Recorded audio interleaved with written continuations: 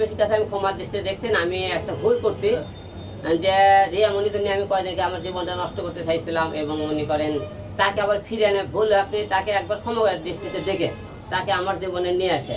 আমাকে অনেকে গালিগালাজ করেছেন যে তাকে মুখে লোক মনে গেছে এর আগে মনে সে সাগর নামে একটা ছেলে আমার সাথে স্বামী ছিল, তার সাথে মনে করেন করছে নুন নামে একটা ছেলেকে শারীরিক সম্পর্ক করে, সেখানে তার ওই আমার ধরার পরে তাকে কিন্তু ছেড়ে দেয়।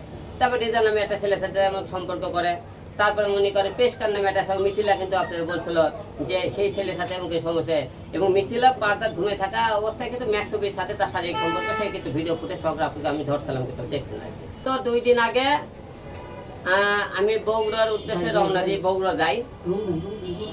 রিয়ামণি আপনারা সবাই জানেন রিয়ামণির সাথে গত কিছুদিন আগে আমার গন্ডগোল হওয়ার পরে ম্যাক্সবি এবং রিয়ামণিকে আমি হাতে হাতে একবার কিন্তু ধরছিলাম। তারে আপনি পরে কে অভিনয় ধরার পরে সে আমাকে বলেছিল আমাকে শেষবারের মতো আরেকবার সুযোগ দেওয়া হোক। আপনারা সবাই বলছিলেন, আমি তাকে একবার সুযোগ দিয়েছিলাম। অনেকে বলছিলেন একটা সংসার ভাঙা মানে মসজিদ ভাঙা। আমি অনেক দিকে ভেবে চিন্তে আমি আরেকবার তাকে সুযোগ দিয়েছিলাম। সুযোগ দেওয়ার পরে কিছুদিন সে বললো যে আমি ঢাকায় থাকবো না, বগুড়া যাবো, বগুড়া যাওয়ার ব্যবস্থা করো। তার বগুড়ার বাড়ি আপনার আমি একটা ডুপ্লেক্স বাড়ি করতেছি, সেখানে কিছু কাজ বাকি আছে। সেই কাজটা করার জন্য আমি বগুড়া আপনি পরশু দিনে 2 দিন আগে গত 2 দিন আগে আমি বগুড়া যাই।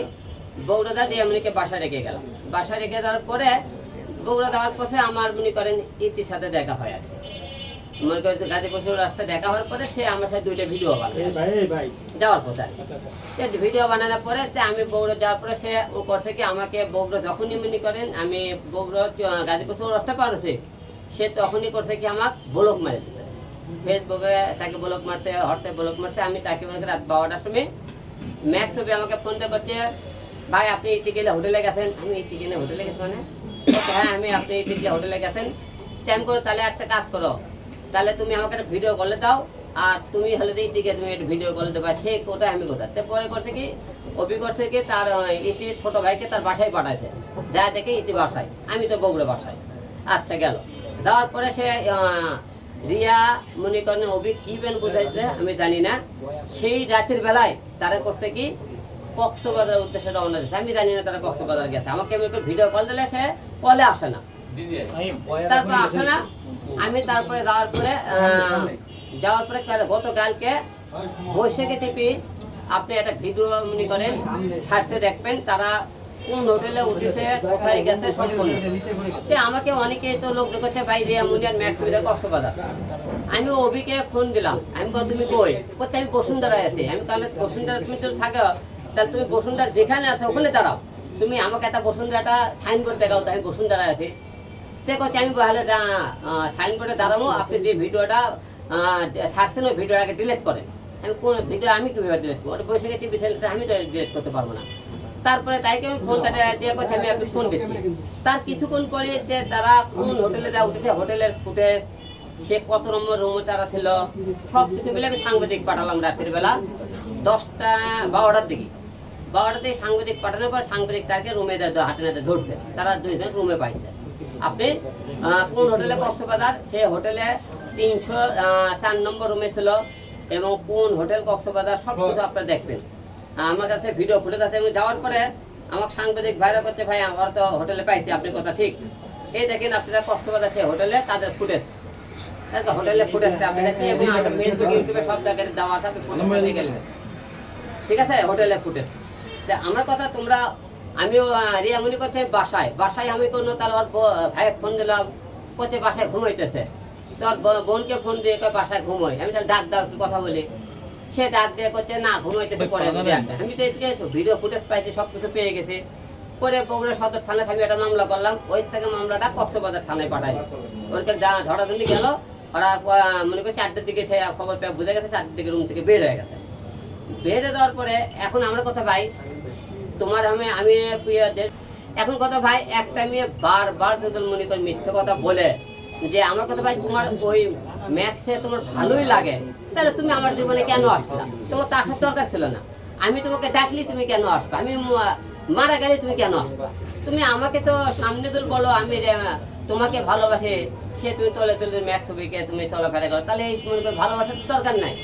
যে আপনাদেরকে একটা কথা বলে কালকে গতকাল দেখছেন তারা কিন্তু কক্সবাজার হোটেলে ধরা পড়েছে। ধরা পড়ার পরে সে অনেকে বলেছে যে আমাকে ফোন দিয়ে বলছে আমি আমাকে তাদের অন্তরঙ্গে যে সম্পর্কগুলো তার ভিডিওগুলো আপনি করে পাঠাবো এবং তাদের ভালোবাসা সে করছে জান একটা চুমো দাও, সে চুমো দিয়েছে।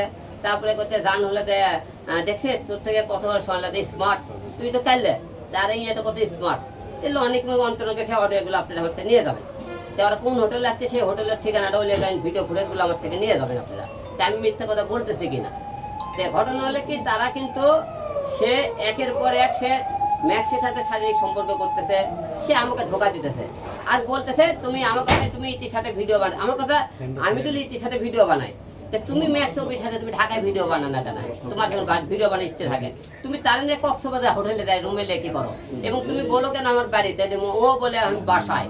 তাহলে মিথ্যা কথা এই যে ফাঁকি দেয় যে এর মতো মেয়ের সাথে সংসার করে আমি জীবনে অনেক বড় ভুল করেছি, তাকে ক্ষমা করে ভুল করেছি।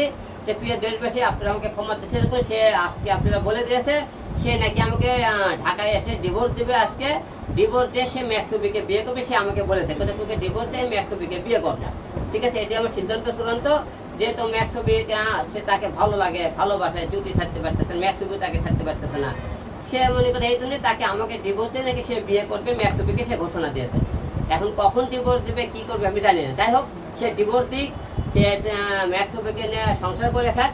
যে এইরকম মেয়ের সাথে সংসার আর হবে না, কারণ যেহেতু মনে করেন একের পর এক সে আমেরিকার পরকীয়ার সাথে যুক্ত হয়েছে। সে আমাকে বলে যে আমি নাকি বিভিন্ন মেয়ের সাথে পরকীয়া করে শারীরিক সম্পর্ক করি। আমার কথা আমি যেটা দিয়ে আমি 2বার আপনাকে সামনে প্রেজেন্ট করলাম যে হিরো আলম যে বিভিন্ন মেয়ের সাথে শারীরিক সম্পর্ক করে পরকীয়া থাকে, তো আপনাকে সামনে দেন সেই ফুটেজ এবং সেই মেয়েকে আপনি সহকারে আপনাকে হাজির করে বলে যে হিরো আলম পরকীয়া করে, শারীরিক সম্পর্ক করে, তাহলে আপনারা দেশবাসী আমাকে যে শাস্তি দেবেন আমি শাস্তি মাথা পেতে দেবো।